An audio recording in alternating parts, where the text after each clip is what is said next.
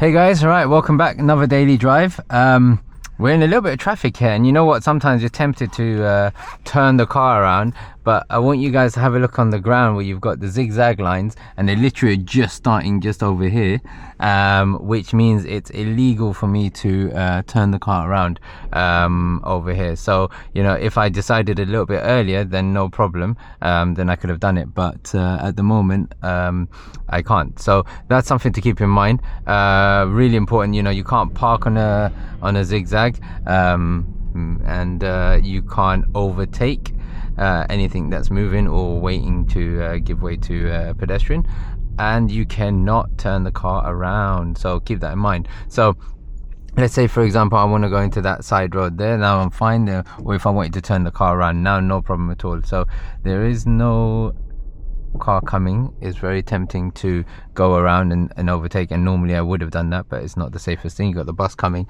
I've left this road and section clear so that anyone coming in or out have an option to do so, and now we've got the pedestrian here. That hazard perception all day long around here.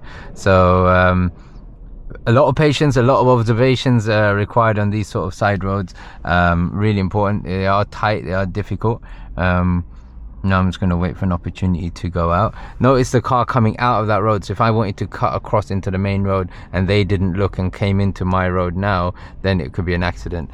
This person has an opportunity to come out now because I've given them space, and this traffic is not moving. I think there's temporary traffic lights ahead, so let's see. Where's my camera gone? You can hear the biker. I don't know if you heard that. I used to have a bike and used to have a loud exhaust on it, and it's really handy because you can always hear the drivers or the riders coming through. So now they should be moving ahead, I think, but we have to wait. The waiting game. So let's see. You see the biker there on the right? There you go. I'm keeping an eye on the bus, so I can see the bus's brake lights coming on and off, so hopefully it's going to move now. That's how you can gauge. There you go, that guy's happy that I let him in. He's taking a bit of a tight turn, he doesn't need to be that tight.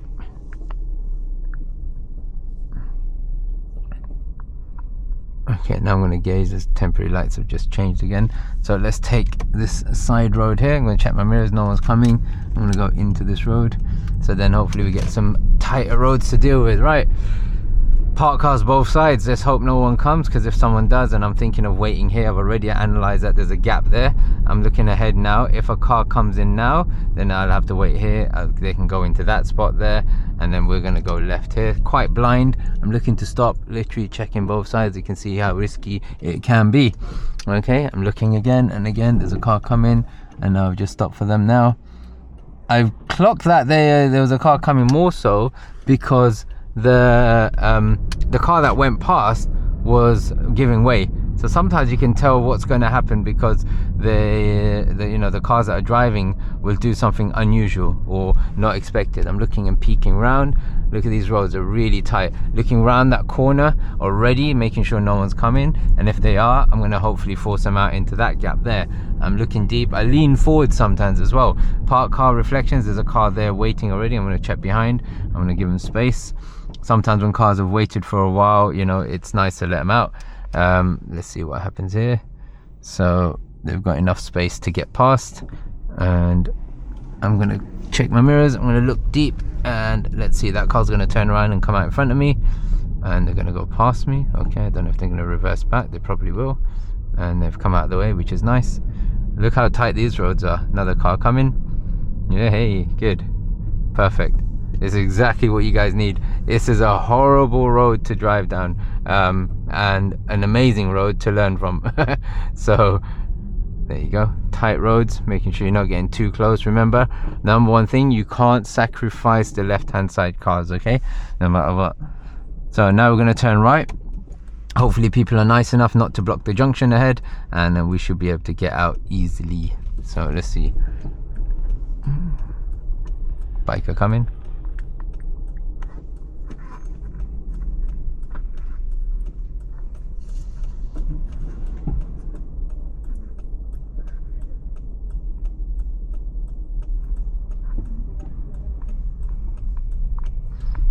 All right, got the pedestrians there. Remember, nowadays you got to give way to cars and pedestrians on these giveways in the simple roads.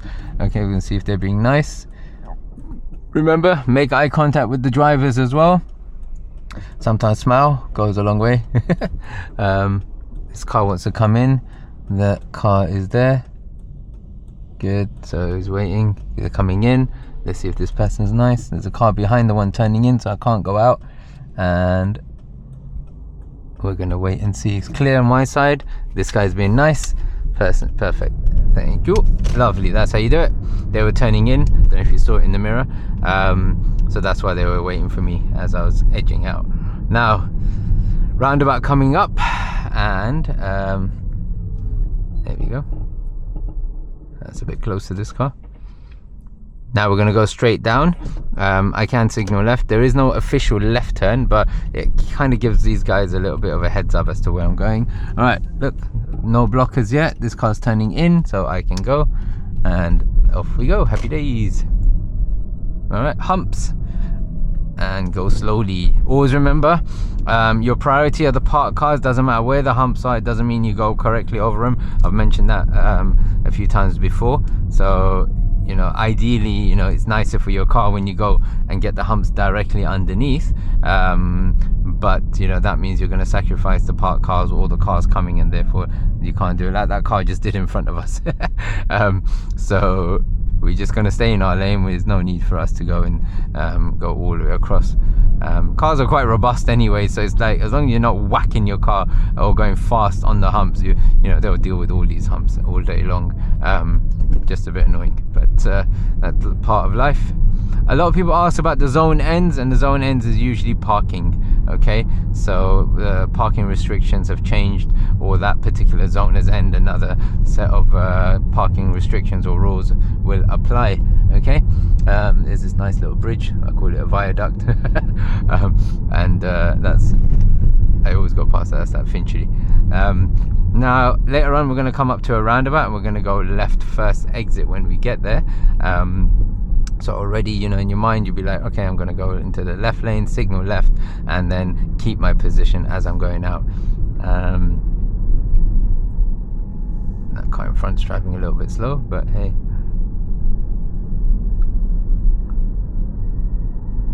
So now I know where the roundabout is, so we're just going to come up to it soon. It's just right at the end. You've got the warning triangle coming up. A lot of checking the signs as well, so keep that in mind. Okay, so you want to check a lot of the signs. And now we're coming up here. I'm going to do my signals, check my mirrors as well, and let's see if you guys can identify when to go. All right, we've got that car coming around from there. He's got the signal on, so he's maybe coming or leaving now. Okay, I'm still maintaining my gap.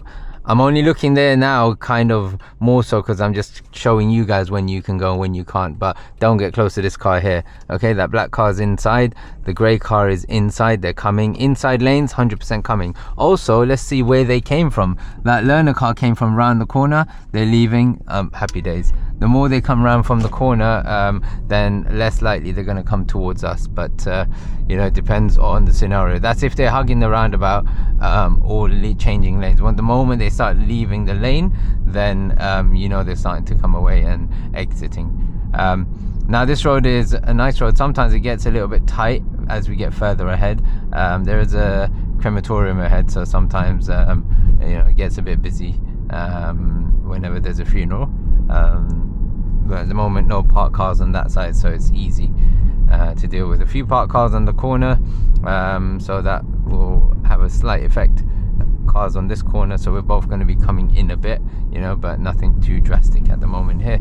So simple. They've got the brake lights on, they're going into the crematorium, and that's it. Now, always maintaining my gap. Okay, never get too close. I want to keep up with the traffic, but I'm still maintaining this gap. I'm not going to end up going super close to them. It just gets too risky. Okay, now I'm speeding, which is great. And then we just drop the speed a bit. Good.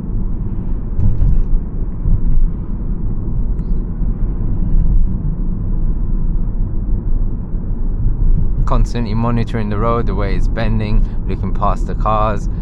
parked cars on my side now, which narrows it a bit, but no parked cars on the other side, so it should still be fine, okay, according to the width of the road. So like your brain is always just analyzing things all the time, okay. You're constantly thinking about these sort of things. Now we are coming up to a crossroad, and I wanted to go straight, but I'll do the crossroad and turn right, I think, just so you guys see how it's done. And then we're going to position accordingly on the right lane, and nice and slow and approach. That's it. Okay, that car's signaling, so they want to turn. I'm going to keep my signal on. Okay, traffic lights have changed. There we go. Cool. So now half the game is working out whether you are going to be doing a near side or far side junction. Okay, hopefully you guys know what a near side is and what a far side is. If you don't, then if you're looking at your car, if this is your car here, then this is, if you're sitting here for example, then this is your near side because it's near to the curbs, okay, and this is your far side or off side because it's far or off away from the curb. Okay, so just in case you didn't know that, so if that's your car and you're sitting here, near side, far side. So if someone says to you your far side brake light is gone, that means this side, okay. So that's just something to think about. So when you do a near side to near side crossing, okay, your left hand side, so this is your near side, and the other car's near side like this, they both go side by side. And the far side, this is the far side, and that's the far side to far side, you go around like that. Don't know if that made any sense or whether you could see it with the camera when I was looking at my hands. But now we're gonna go up, and you're gonna go slowly into the middle. You're gonna gauge what's happening. There's a lane in front, but there's no cars coming, and it looks like we're doing a near side. Okay, so there's markings on the ground here, but those markings are slightly for some other reason. But that car's far away, green light, nice and smooth, making sure no one's cutting me up, looking in my mirror here and on my side, and I enter the left lane, nice and easy. All right, 50-mile-an-hour road, and then we pick up the pace, and nice and smooth and simply done. Okay, so dual carriageway work. So whenever you are on the dual carriageways, the key is to stay within your lane. If you find it tricky to say that car's a hazard, let's see, there we go, they stopped. If you find it hard, you can use a little round mirror, I don't know if you can see it there, and you can see how far you are from the curb. All right, a lot of students, what happens is they're focusing on hitting 50 and less focus on staying in the lane. The focus should be on your lane first, make sure you perfect staying in your lane, then build up your speed bit by bit. It's not about maxing out these speed limits. You are going to be judged on appropriate speed and not maximum speed, okay. The key is, if it's safe to hit the maximum, then great, you hit the maximum. If it's not safe to hit the maximum, you don't.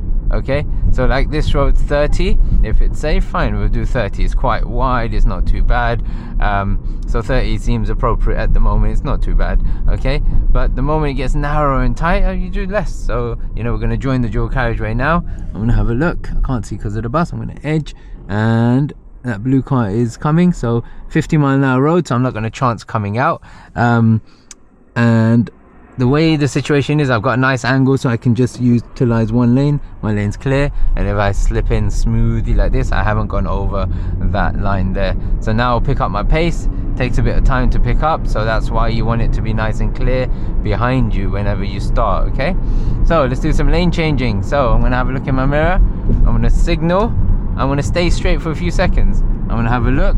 It's getting a bit busy there, okay, so I might not change lanes now, okay, because it's getting, I'll have to brake a little bit harder, and I don't really want to do that, so I will leave the lane change. If I needed to get to the right hand lane, number one, I'd start a lot earlier. Number two, if again it's just too busy, you leave it anyway, so there's no compulsion for you to do it. And what we'll do is we'll go to the next junction and we'll turn right, and we'll see how we do it. Okay, so let's see, this car's turning in. Never get too close to a car that's turning in, because they might stop suddenly in front of you. Right, so the junction that we're going to be turning right from is a little bit far. It's around the bend up the dual carriageway, and there's going to be traffic lights. So I'm going to start thinking from now, I need to transition across the lanes and how I'm going to do that. Okay, and if I start early, I should be able to get it done. So we'll see how that goes. So let's wait till these lights change, and then we are good to go. So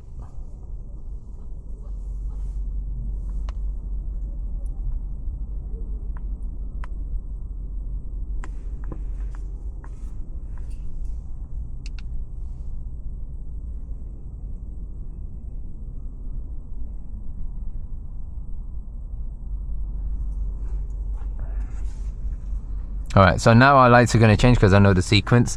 All right, because they're after them, then it's us. So loads of cars in our lane. All right, and then we're going to see how we do it. Let's see. So the key is to build up your speed. As long as this car goes quickly, then we can also go fairly quick, because you don't want to change lanes while you're too slow as well. Because what happens is cars will just start doing 50 or whatever it is, and they will always catch up towards you.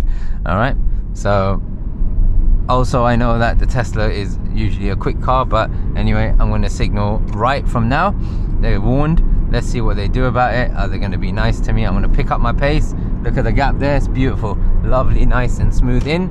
And then I'm just going to say thank you unofficially, but now I'm going to try and change another lane. Okay, so I'm looking at that Volvo, I'm going to signal, I've warned them, and now I'm going to have a look. The speed limits has changed as well, and then I'm going to smoothly come over, and then gently I'm going to ease off my gas as well. But ideally you don't want to be speeding through that section anyway. They've let me through, which is nice, and continue ahead. So one thing is really important, that you try and maintain your speeds, because it makes changing the lanes so much easier. But the hard bit is if the car in front of you isn't going quick enough, then you can't obviously do that. So there's so many factors with lane changing. You do have to take your time. You know, all of a sudden sometimes the limits change as well. You're mid-flow, it gets a little bit tricky, and then you just got to deal with every little scenario that you get. So I'm going to signal now.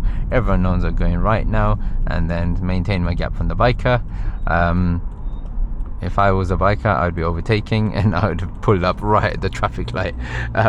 So he's being nice. I think he's waiting for his opportune moment to go as well now. Like, he's looking in his mirror.